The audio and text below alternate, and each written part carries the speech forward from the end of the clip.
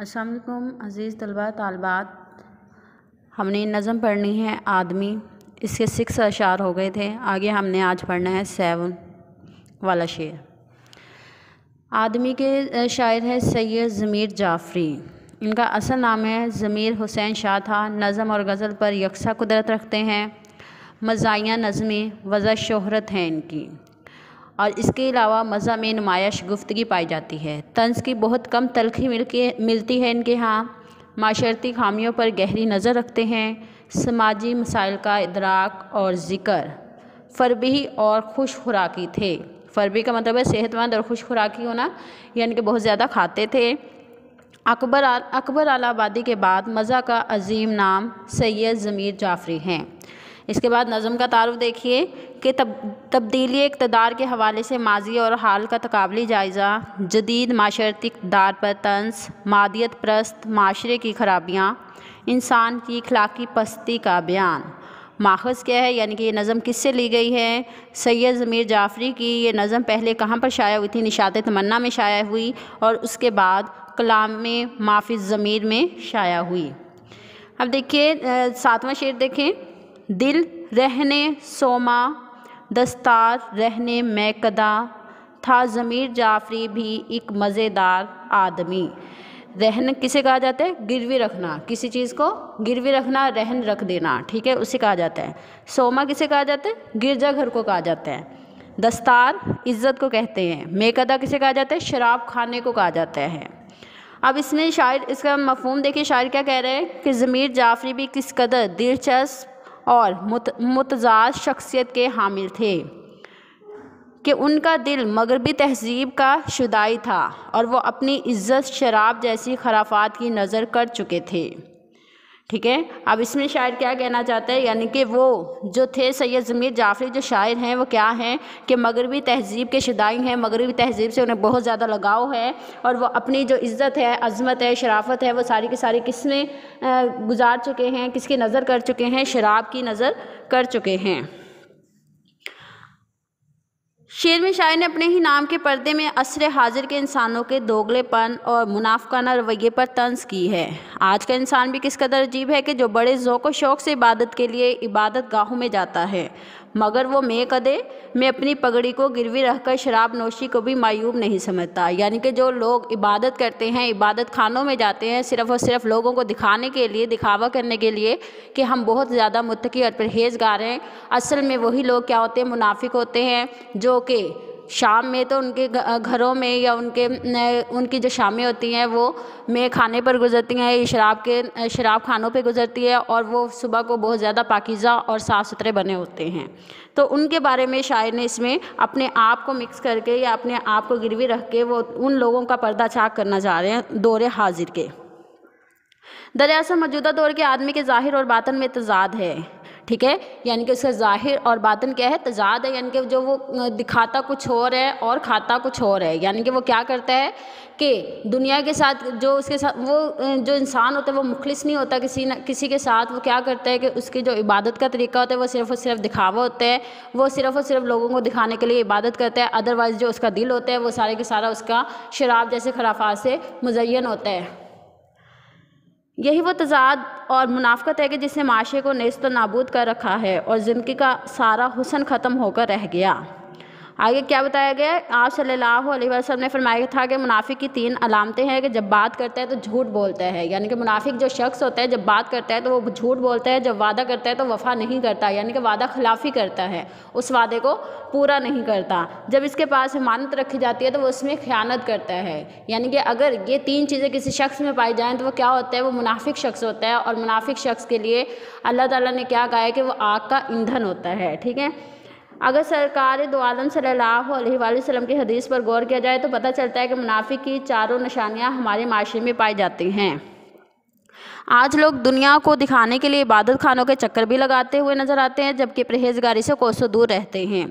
अगर इनका दिन इबादत गाहों में बसर होता है तो रातें ऐशो इशरत में गुजरती हैं। अपने घर में ही अयाशी के सारे सामान का इंतज़ाम कर रखा होता है। केबल, इंटरनेट और डिश ये वो चीज़ें हैं जिनसे वो अपने अहल-व-अयाल समेत लुत्फ़अंदोज़ होते हैं। हालात हाज़िरा का वाक़फ़ियत का जवाज़ बनाकर इन्हें घर में रखना बेहद ज़रूरी समझता है। यानी कि वो कहते हैं कि ये माशरे के तकाज़े हैं कि हमने दुनिया में रहना है, दुनिया के साथ चलना है, तो दुनिया में रहने का ये असूल है कि उसके घर में डिश भी हो, इंटरनेट भी हो और इसके अलावा उसके घर में केबल भी हो, तो ही वो दुनिया में रह सकते हैं, अदरवाइज़ वो दुनिया में नहीं रह सकता। तो इसके बाद क्या कहते हैं कि इस ज़ाहिर और बातन के तज़ाद और मुनाफ़क़त ने इंसानों की आपस में मोहब्बत, मरव्वत, खलूस और इखलाक़ियात का बेड़ा गर्क कर दिया। यानी कि इंसान के अंदर ना मोहब्बत रही है, ना खलूस रहा है और ना ही इखलाक़ियात रही है, यानी कि किसी से बात करने का तरीका नहीं आया, सलीका नहीं आया। क्यों नहीं आया? क्योंकि ये सब कुछ दौलत की वजह से होता है कि आज का इंसान जो है वो दौलत का पुजारी है, इसके अलावा वो कुछ और नहीं है।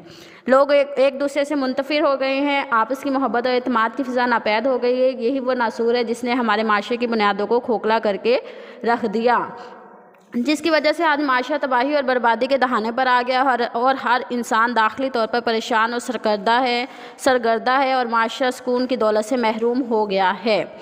अब इसके बारे में हवाला जात के अशार देखिए कि देखने में वज़ा में तुम हो नसारी तो तमद्दन में हनूद, देखने में वज़ा में तुम हो नसारी तो तमद्दन में हनूद है मुसलमान जिन्हें देख कर शर्माए यहूद।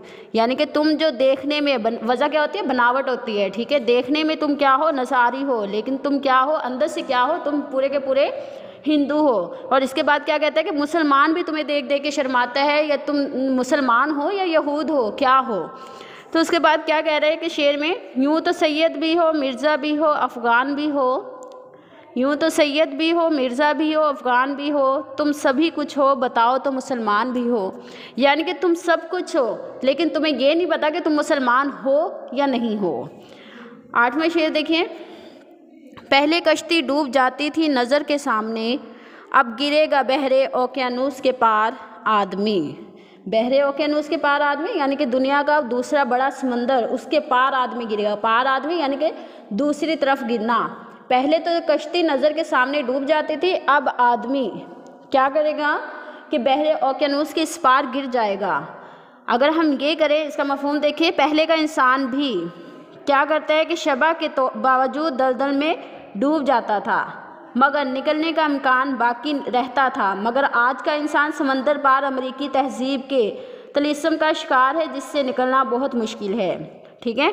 पहले का इंसान भी तनबिया के तौर पर या तनबिया के बावजूद, यानी कि उसे मना किया जाता था, लेकिन फिर भी वो क्या करता था, उसमें डूब जाता था, दलदल में फंस जाता था, मगर उसके निकलने का इम्कान बाकी रहता था। मगर आज का इंसान जो है उसके निकलने का इम्कान बाकी नहीं रहता, क्योंकि उसने क्या इख्तियार कर लिया, उसने मगरबी या अमरीकी तहजीब को इख्तियार कर लिया है, ठीक है। उसका जादू उसके सर पर चढ़कर बोलता है, जिसकी वजह से वो निकल नहीं सकता। आज साइंस ने हमारी तर्ज़ हयात और हमारी तर्ज़ फ़िक्र को यकसा तब्दील कर डाला है। रेल, मोटर गाड़ियाँ, हवाई जहाज़, कंप्यूटर, टीवी, रेडियो सब साइंस की मरहून मिन्नत है। मुल्की दिफा के लिए अब हाइड्रोजन बम और मिसाइल बना लिए गए हैं। गर्ज कोई शुबा हाइज़न के ऐसा नहीं जहाँ साइंस का इस्तेमाल ना होता हो। इसके अलावा क्या है कि साइंस की इन सहर अंगेज़ियों के अलावा इसके मनफी पहलू भी हैं। इसने जहाँ इंसान को लुक़्मे अजल बनने से बचाने की सही की है, वहीं इसको पंजे अजल में फांसने की भी कोई कसर नहीं छोड़ी। यानी कि क्यों? क्योंकि जब इंसानों की जगह मशीनें काम करना शुरू कर देती हैं तो इंसान की जो ज़िंदगी होती है वो क्या होती है, ख़त्म हो जाती है। जब इंसान कोई काम काज के काबिल नहीं रहता या वो कोई काम काज नहीं करता, क्योंकि इकबाल का फरमान है कि हरकत जो है वो ज़िंदगी है और जमूद क्या होता है, मौत होती है। इसी तरह कहा गया कि हरकत में बरकत है। अगर इंसान हरकत करता है तो ही वो ज़िंदा रहता है, तो ही वो सही तंदुरुस्त रहता है। अगर वो हरकत नहीं करता, जमूद में आ जाता है, तो उसकी मौत वाक़या हो जाती है, वो चलती फिरती लाश बन जाता है। तो ये इकबाल का शेर देखिए कि है दिल के लिए मौत मशीनों की हुकूमत, है दिल के लिए मौत मशीनों की हुकूमत, एहसास मरव्वत को कुचल देते हैं आलात। अलावत इंसान को साइंस ने बाहमी हमदर्दी और सोज़े जिगर से बेगाना कर डाला है। यानी कि इंसान मशीनों जब 250 लोग या 200 लोग या 10 लोग मिलकर काम करते थे, अब उनकी जगह मशीनें आकर काम कर रही हैं, तो क्या होता है कि उनके अंदर से हमदर्दी, प्यार, मोहब्बत ख़त्म हो गया है। किसकी वजह से ख़त्म हो गया? साइंस की वजह से ख़त्म हो गया या मशीनों की वजह से ख़त्म हो गया है। अब इंसान ज़हनी सुकून से नाआशना है। गो के साइंस ने इंसान को बहुत तरक्की दी है, लेकिन इससे इंसान इखलाकी कदरों से हाथ धो बैठा है। मादियत परस्ती और हसूले रिज़्क। अब साइंस ने इंसान को बहुत तरक्की दी है, लेकिन इससे इंसान इखलाकी कदरों से हाथ धो बैठा है। अब लोगों के अवलीन तरजीह बन चुके हैं, यानी कि हसूल तरक्की और इसके अलावा रिस्क जो होता है या हसूल रिस्क जो होता है वो क्या हो चुका है कि इंसान की बहुत ज़्यादा तरक्की बन चुकी है। लोग सितारों पर कमांडे डाल रहे हैं, लेकिन इंसान की कोई फ़िक्र कोई नहीं कर रहा। आज के ज़माने में इंसान को हसूल रिस्क की ख्वाहिश ने हर जायज़ व नाजायज़ तरीका इख्तियार करने पर मजबूर कर दिया। यही वजह है कि इंसान अपनी ज़िंदगी को पुरसाइश बनाने के चक्कर में अपने घर बार वतन को छोड़कर यूरोपीय ममालिक बिलखसूस अमेरिका में रहने को तरजीह देता है। इसलिए वो अपनों के दुख और सुख और खुशियों में शरीक नहीं हो, वजह से वो इन सबसे बेगाना होता है। अब देखिए कि कदीम ज़माने के आदमी की मौत और ज़माने जदीद के आदमी की मौत का मवाजना किया जाए तो पहले ज़माने में ज़्यादा अमवात बीमारियों की वजह से हुआ करती थी या तबई मौत, यानी आदमी अपने ही घर में अल्लाह को प्यारा होता था। दरिया पार किसी शहर में जाना होता तो कश्ती पर सवार होकर जाता, खुदा न खास्ता कश्ती को कोई हादसा पेश आ जाता तो इंसान नज़रों के सामने डूबता था। इस हादसे में कम अज़ कम इंसान का जिस्म तो सलामत रहता था, लेकिन मौजूदा दौर ने इंसान की मौत को इंतहाई खौफनाक बना दिया है। कहीं तेज़ रफ्तार गाड़ियों के तसादुम की वजह से इंसानों की लाशें मस्क होकर रह जाती हैं, कहीं बम धमाके हो रहे हैं जिससे इंसानी जिस्मों के टुकड़े टुकड़े हो जाते हैं। इसके बाद क्या है कि शेर में शायर ने बड़ी महारत से साइंसी जदाद के मनफी पहलू, जदीद असर व रसाइल के नकाइस और हसूल रिज़्क के अमरीका और दीगर यूरोपीय ममालिक में जाने के खबत को तंज का निशाना बनाया है।